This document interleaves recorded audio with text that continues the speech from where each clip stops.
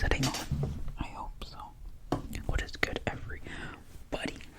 It is me, Eric, and I make ASMR. How are you guys doing? I hope each and every single one of you is doing super duper blessed. So, I guess you can tell from the title, this is going to be a movie review.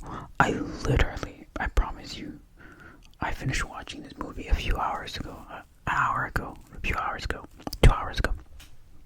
Actually, I messaged my friend. As soon as I finished it, I messaged him. I'm like, you guys have to watch this. Okay, at 12 or 8 a.m., I finished this movie, and it's 1:37. So, it was so good. It was so good that I have to do a movie review and put you guys onto this. If you guys don't plan on watching the movie, please watch ahead. Please watch the movie and then come back to watch this, maybe. Or if you don't want to watch the movie and you just want to hear my summary of it, that's fine too. It's going to be like a summary, a movie review, my review of it. Kind of like a review, kind of like a recap. Just like not breaking down, but this movie was so good. It's called, let me get the right name for it. It's called Lost in Starlight. It's on Netflix. Let's see. It is animated, but that's what the animation looks like, and it's great. I randomly found this.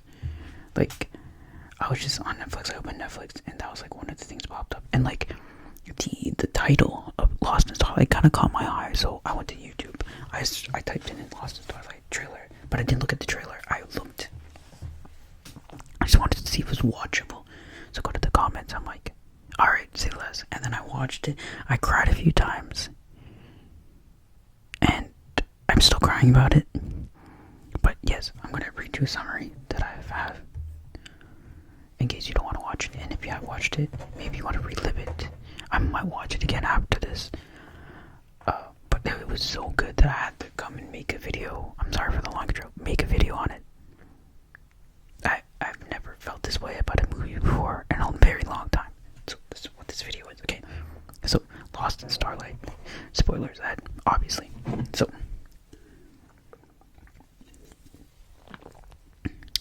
set in the year 2050, Lost in Starlight follows Jun Nanyang, a young woman. First of all, actually, so apparently this is the first animated original that's ever come out of Korea, and I don't know how they top this, to be honest. I don't know how they top this. Okay.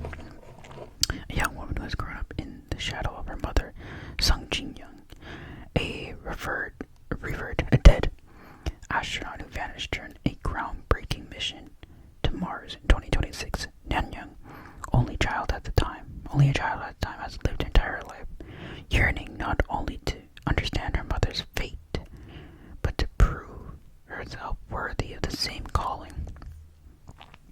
So as an adult, Nanyang is smart, driven, and emotionally guarded. Spent years training to become an astronaut. This is the beginning of the movie. And when a new smart mission is announced by Korea Aerospace Research Institution, she sees it as an opportunity not just to explore the red planet, but to find a connection with her mother, both literally and symbolically. However, during the selection process, she seemed psychologically unfit for space travel, largely due to unresolved trauma about her mom's death and perceived emotional instability. So,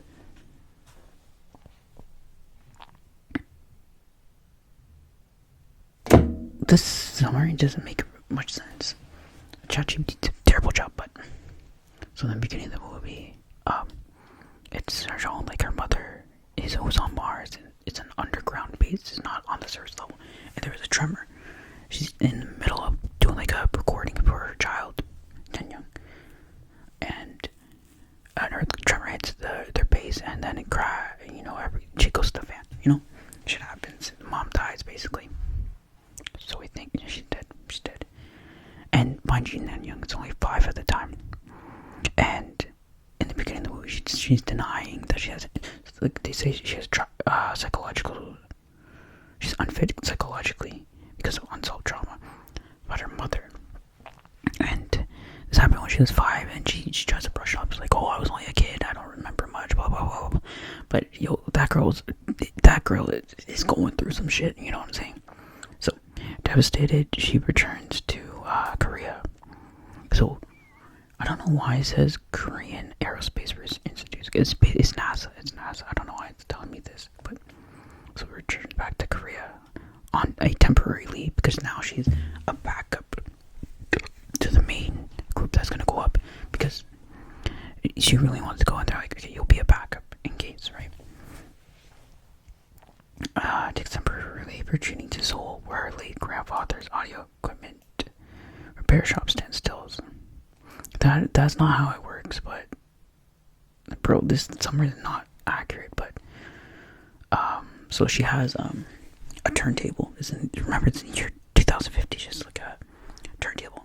I don't know what it's called. Like, you know, you put the vinyl disc onto the thing and it turns and it plays music, right? She has one of those, and she's looking for people to repair it because I believe it's debris.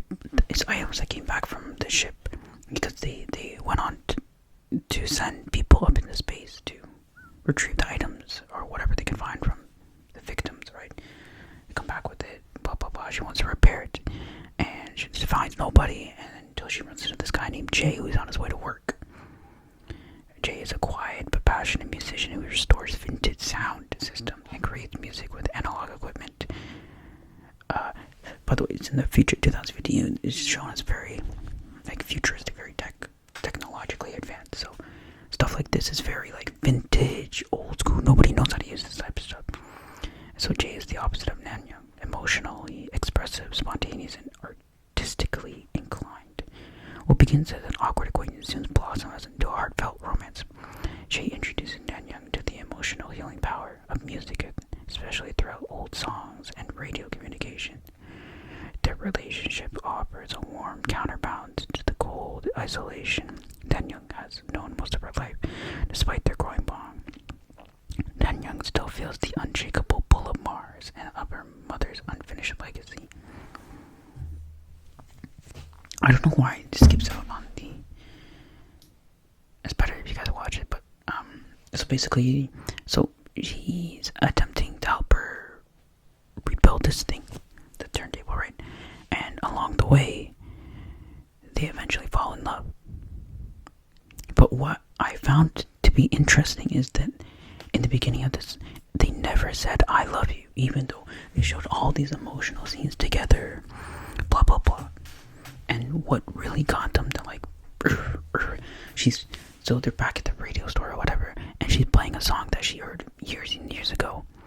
That was like pretend, like let's just say it was on SoundCloud, but it wasn't. That's not what they call it. And she's playing her favorite song, and the guy after the song goes, the guy's like, "Oh shit, that's me. It's like unfinished, but blah blah blah, that's me." And it's like I was thinking, what are the fucking odds, man? What are the odds? And so they get to know each other more, and they have this like nice love phase, honeymoon phase, where they're going to run. They're doing a lot of shit together, right? And you can really, like, the animation is so freaking good in this. So the time passes, but you can see like how deep and connected and bonded these two become. It may seem like a short amount of time, and because it's like a very fast-paced. Mind you, the movie's only an hour and a half. This was like probably 45 minutes, probably not even 45, half an hour in, right? A lot is going on, but it was over a long period of time where you could be like, yo, these two should have said I loved you by now, type shit. And so, the guy is trying to sing again, the girl is trying to convince him to sing again, blah, blah, blah, blah, blah. And that same night, or sorry, they're at a bar this one night, and so the way Nanyang gets a second chance is because she develops a new robotic probe that's capable of detecting microorganism life that makes life more efficiently than existing tools. That's what gives her a second chance. So she receives news of the second chance, right? But that's before that part. They're at this bar celebrating of her recent discovery. And a band is playing. That band is Jay's ex-band that he used to be part of. And so after the show, Jay goes up to the main leader and be like, blah blah blah blah, that's my old song, blah, blah, blah, blah. And the singer's like, yeah, you should come back and sing it. And so Nanyang eventually comes up to them and be like, oh, what's going on, blah, blah, blah. And Jane's like, no, let's just go, we'll talk about it later. And so they talk about it later. And then she's like, yo, the world should hear your voice type shit. And then, so fast forward, he's performing with them. And after the show, this is when Nanyang finds out that, oh, she's getting her second chance. She's gonna go to space. She's gonna go to Mars. But she didn't tell Jay right away. She didn't tell him right away. And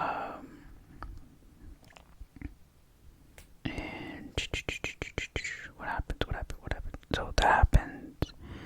And then Nanyang's like, well, you know, you should perform before I leave, or before, and let the world hear your voice, because she knew she was gonna leave, but she didn't tell him. And then, you know, it comes like a few days before she's gonna tell him, or a day before she's supposed to tell him, because they're supposed to announce it to the public, not supposed to announce to the public of the new team that's going to Mars. And oh, it turns out it comes out the night that it wasn't supposed to come out, that she wasn't expecting it to come out. And then he's at her house cleaning up and shit. He finally rebuilt the transmitter, or the whatever the fuck it's called. And then he's there, he sees what's going on. He's going through her old stuff because he wants to find a record to put on to the vinyl tape or whatever. And he sees his old drawing with the QR code that leads to the last message that Nanyang's mom sent to her as she was dying. And so seeing this, he's like, oh shit, I don't want her to go to space because this might happen to her. I don't want to lose my girl, right? Type shit. And so eventually the news comes out all over the city that all these people are going to space, and that Nanyang's going to space. And so she gets home, and then he's like, oh, when were you going to tell me? Why didn't you tell me? Type. And then they have like a little bit of argument. And then he's like, well, I don't want you to go because I don't want you to die, basically the morals. And so, well, then she's like, well, then maybe we should just end it. And then he said this one line that really stuck out to me. He's like, aren't you just cruel? Like something along the lines. So it's like, you really are cruel, or aren't you just, isn't that a bit cruel, or whatever. And then he leaves, and then she stays and cries, and it's a very emotional scene. And then she blocks his number, blah blah blah blah blah. And so now she's moved back to America to start to get ready to go into space. And what he does is he finds Nanyang's NASA friend, message her, blah blah blah. You know what? I'm gonna come down and surprise her. We're gonna get back together. Because they never technically broke up. Really, they did break up, but he comes. Even though she's all sad, she's missing him and shit. And then he sees her. He pulls up, he sees her, and they're all happy again. And yeah, it's very sad. It's very dumb. So then eventually, Jay's not fully on board with her decision, but he supports her decision, encourage her to chase her dream. But before she leaves, and then you just be like, just to be selfish. And then you'll apologize for being selfish and not telling him sooner. And then Jay's telling that's fine, whatever. But when you're up there on Mars, be selfish because I need you to come back home. Type shit. And so she finally goes up to the space, goes to Mars. There becomes now a long distance relationship. And, as she gets further away from Earth, the Wi-Fi, it's so technologically advanced, whatever. Their Wi-Fi starts cutting out. And so it's harder to communicate with one another. And, it's all sad. But he's doing his own shit. And he's now going on tour with his old previous band and signing records and, being a successful singer and guitarist, right? So on Mars, things take a dangerous turn. Nanyang is separated from her team during a massive dust storm. The only reason why she's separated is because she went on an exploratory mission because she has a little robot that can detect life forms. And so she goes on a solo mission. She got permission to go on a solo mission. And they're exploring, and the massive tornado hits the planet, right? And then she falls into an underground cave system. And, she has her rope around the top that gets caught in the storm, and it's attached to a rope, right? And that rope just lets go, and she falls to the bottom of the cave. Helmet's cracked. Boom. Next thing you know, she has 10 minutes of oxygen left. That 10 minutes of oxygen lasted like 30 minutes in the show, but I digress. And so, with her oxygen running low and communications in surprise, she faced death alone. While searching for a whale, she stumbles across a hidden underground greenhouse, a relic from the failed 2026 mission. And so, back on Earth. Why is it? It didn't give a good summary, but so news reached onto Earth that Nanyang has been missing and she's been lost, and so Broski goes to Nanyang's father, who has like this communication pool, and that can reach up to Mars essentially, and so he's now up all night communicating with her as she's freaking dying. Literally, the girl's dying. There's all these amazing scenes. The animation in this was so great. So freaking great. So she's dying, or almost near death, and for 30 minutes we're thinking, there's no way you're gonna let this girl die like her mother did. And there's all these emotional scenes that I don't want to spoil, but there's all these emotional scenes that she's going through her delusion because she's losing oxygen, right? But yeah, eventually she finds the underground base that her mom and all the other researchers were done. And she's going through some things, and she realizes she sees her mom, and she's faced with the decision to reach the light and go to her mom, or go back to Jay, which is also there. But what happens is that childhood version of herself goes to her mom, and then she goes to Jay, basically being like, please don't leave me. I need you. I love you. Blah, blah, blah. Even though she was the one who left him to go to space, right?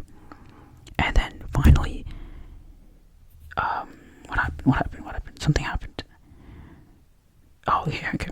Inside she finds the armor Adonis flower, a hardy plant species from Earth that somehow survived during the Martian underground. These flowers were her mother's favorite, and more importantly, they were generating oxygen. Proof that Sung Ji-young had once been here and may have survived longer than the official story omitted. So she's in this flower field alive because the plant have oxygen, right? And that's crazy. And so Nanyang finds video logs by her mother in which Ji-young speaks directly to her future self, or whoever finds them. Ji-young talks about her regrets, her pride in Nanyang, and her final moments as she realized she wouldn't make it back. These messages bring Nanyang to tears, offering her some closure with sought her entire life. With the renewed strength, she uses the greenhouse atmosphere and remaining power to repeat communication. And that's how, because when she got her oxygen back, that's all the other stuff that happened. So she closed that trauma, basically. So, and back on Earth, Jay has been broadcasting music and message in space that same night, hoping it would get to Nanyang. And then Nanyang, at her final breath, be like, I'm alive, I'm okay. And that just hit deep, because like, damn, 30 minutes, we thought this girl was gonna die, she's back alive. And so they exchange their deep emotional whatever, blah blah blah blah blah, and then Jay sings one of her songs that he wrote for her, and Nanyang responds to like, I'm alive, blah blah blah blah blah. And then so eventually she's rescued, and she comes back to Earth, and she sees Jay again in Seoul at the shop, at exactly where they met. And so that's how it ends. They hug and whatever. But sorry, what I forgot to say is like, remember how I said it's like, oh, it's funny how nobody said I love you. So when she comes back to life, she's not dead, she's like, I'm alive, and she says I love you. I'm like, finally, what the fuck? And so yeah, they embrace in the silence. Screen fades as her mother's final message echoes, even in the darkest place, love is the brightest star. And it was just so emotional. And honestly, I rate this movie, if you made it this far, I rate this movie a 10 out of 10. Honestly, the animation was amazing, the story was amazing, the character development was amazing. I kind of related it back to my life. This was kind of movie that made me like want to hit up my ex and care to see things differently, not see to but just want to get back with it type of shit. Crazy. So the theme and takeaway from this movie, grief and closure. The story is deeply rooted in Daniel's quest for closure about her mother's disappearance. Rather than receiving the truth through others, she finds it herself along new life, literally and symbolically. instance, this film beautifully explores how love, whether romantic or familiar, transcends time and space, expressed through vintage music, radio waves, and memory. Sight meets soul through built on the frame of a sci-fi survival story. Lost in Starlight is more emotional resilience than a spectacle. The technological themes are grounded in personal meaning. Yeah, everything about this movie was amazing. Everything. Honestly, if you made it to the end and you haven't watched it, go watch it. That's all I gotta say. Go watch that, because it was honestly amazing. Like, the storyline was so good,